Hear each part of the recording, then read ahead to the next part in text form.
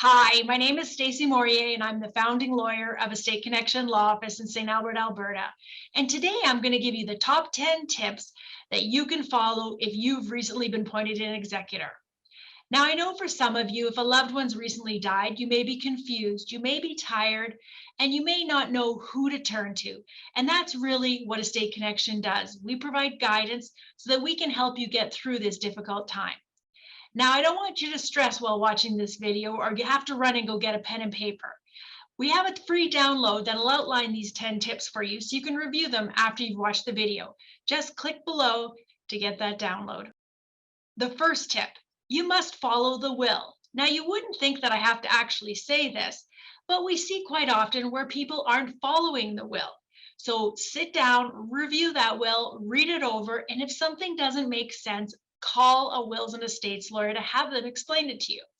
For example, it may be that your dad left the family farm to all his male children, and you might not agree with that.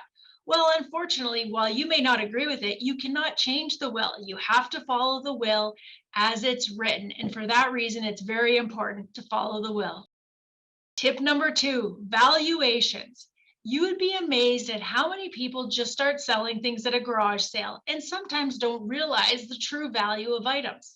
We once had an estate where they had film posters that they had discovered in the home, and they had just sold them at a garage sale, not knowing that these were limited editions that were worth a lot of money. For that reason, it's important to get people in to give you proper valuations. Same thing for the home. Before you list it with a local realtor or sell it to a sibling, get a proper evaluation right from a property specialist, not a realtor who may have a vested interest on how much money you get for that home. Valuations are the key. Tip number 3, talk, and then email. I know it's difficult when you're the executor. You're getting questions and information from everyone in the family. And on top of that, you're having to deal with Revenue Canada, banks, accountants, lawyers. It's a big job. For that reason, you may want to just email people and not talk to them in person. But sometimes that's where a lot of the family fights start. For that reason, take the time to talk to your beneficiaries or your family members if they're going to be getting a gift under the will. And once you've had those discussions or those family meetings, send an email out to everyone, just confirming what you've talked about. That way you have a record of that conversation and nothing can come back to bite you. As well as a tip, you might want to open up a Gmail account just for the estate. That way all the emails with that estate will be in that one account and they're easier for you to deal with, and you won't have to deal with being at work and getting an email from one of the beneficiaries. That may upset you. Tip number 4, mismanage not.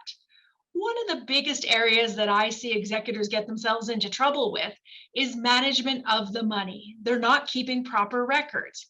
It may be that they're using their own credit card and then taking money out of the deceased's account to reimburse themselves, or they're just using the bank account as a formal accounting. But that can be a lot of problems or a lot of trouble if somebody starts questioning you. If the bank records just show $100 at Walmart, $99 at Safeway, and you don't actually have the receipt saying what you spent that money on, well, the questions can start flying. And once that happens, sometimes it's hard to come back from that. For that reason, do a proper accounting. Keep your actual till receipts. If you are using your own money, make sure that you take it in one lump sum as opposed to $99 here and $42 there. That makes it look like you're actually taking advantage of the estate. And if you have questions or concerns, feel free to hire a bookkeeper to help you. This is an area where you do not have to act on your loan. You can have supports and the estate will pay for them. Record it. If there's no records, they will allege. Well, it's great to keep a shoebox full of receipts. Make sure you actually take the time to record what those receipts were for. So if you bought garbage bags at Walmart because you were doing a spring cleanup, take that and put it into a piece of paper in a safe place. You may want to use a diary or maybe a Google document so that you can pull it up in the future. But by actually writing what that receipt was used for, it makes it so the beneficiaries can't question you. Hey, I know you're trying the best you can, but sometimes for beneficiaries sitting in their own home looking over the numbers, it just doesn't make sense. And that's the reason you want to record it and have a little memo about it so that no one can allege that you've done anything that you shouldn't or that's improper. Number 6, know the law. If you're watching this video, you likely didn't go to law school, and you probably have a lot of questions about what an executor can and can't do, how long it takes to get probate, and what a grant of administration is. As a lawyer who's been practicing for 20 years, we have a vast wealth of experience, and we can help answer those questions for you. Now, for some of you, you may have dealt with a lawyer in the past. Maybe you had them handle your real estate transaction or a corporate law issue, and you may be thinking, hey, I'll start there and have them handle my estate issues for me. However, if you're the executor, you are personally liable for all the decisions that are made, and it's important that you get experienced counsel that can help you through that. As an executor, you will be held to a higher standard than the beneficiaries, and you better make sure you know the law, because if beneficiaries start asking questions, then if you don't have the proper answers, things can go sideways very quickly. For that reason, get an experienced lawyer, pay the price to get probate done right, and save yourself the stress. Number 7, neutrality. Now, when you start out as executor, you're going to try to be as neutral as possible. You're almost going to be like Switzerland, not taking any position and being nice to everyone. But as time goes on, it's going to be extremely difficult for you to remain neutral. Maybe the beneficiaries are demanding more money than you feel they're due. Or maybe they think you should be selling things for a greater value than you think the market can actually bear. When that starts happening, it's going to be very difficult to be neutral. And I can tell you from personal experience, when we're dealing with estates that have large families, sometimes some siblings get along with the executor more than others.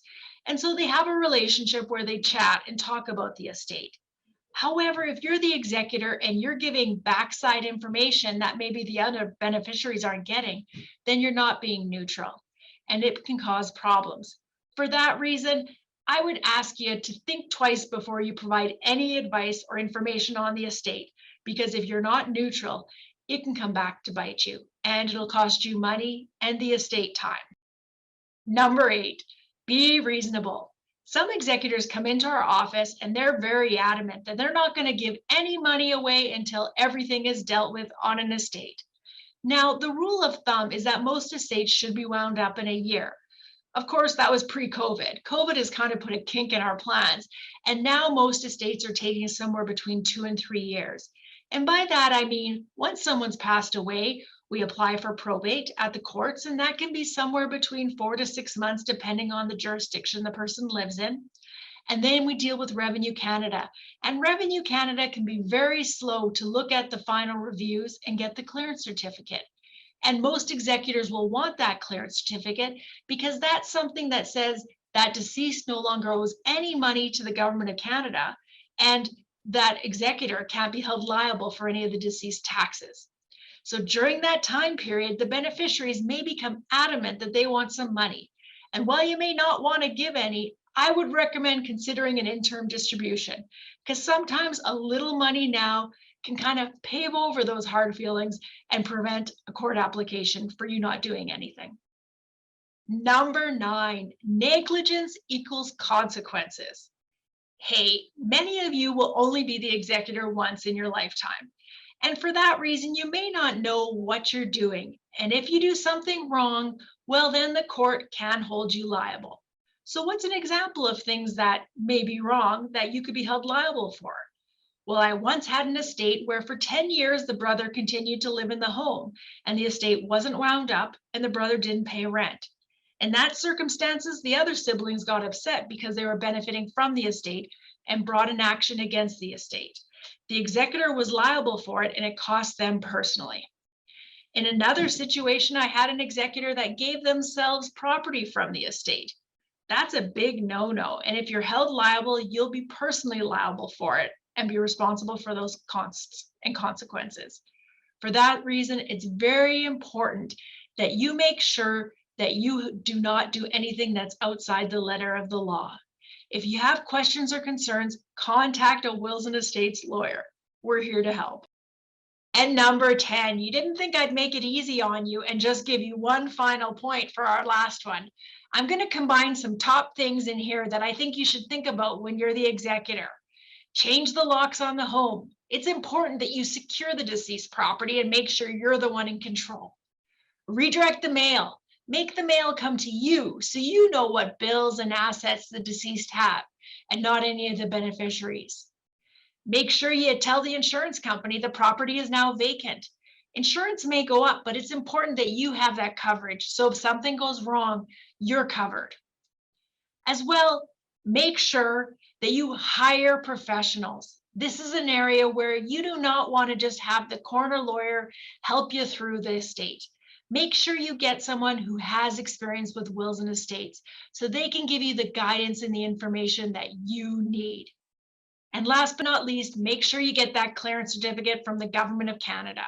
That'll protect you as an executor from being liable for the deceased taxes. And ultimately, that's what we want to prevent, is from you being liable for any actions that you haven't been in control of. At Estate Connection Law Office, we focus on wills and estates law. It's really all we do. We don't focus on any other type of law, and we have a vast amount of experience. But not only do our lawyers have experience, we have supports in our office that can help you with being the executor. Whether you need a professional executor to help you out and hold your hand, or an executor's assistant to help you pack up the house or make sure the items are donated to charity, we have that all in-house, one-stop shop. And I would encourage you to give our office a call and get a free consultation on how we can help you when you're the executor. Now, for some of you, you may still have questions or concerns. Click the free download and get that information. It'll help walk you through the process of being the executor. And if you have questions and concerns, contact our office. We're here to help.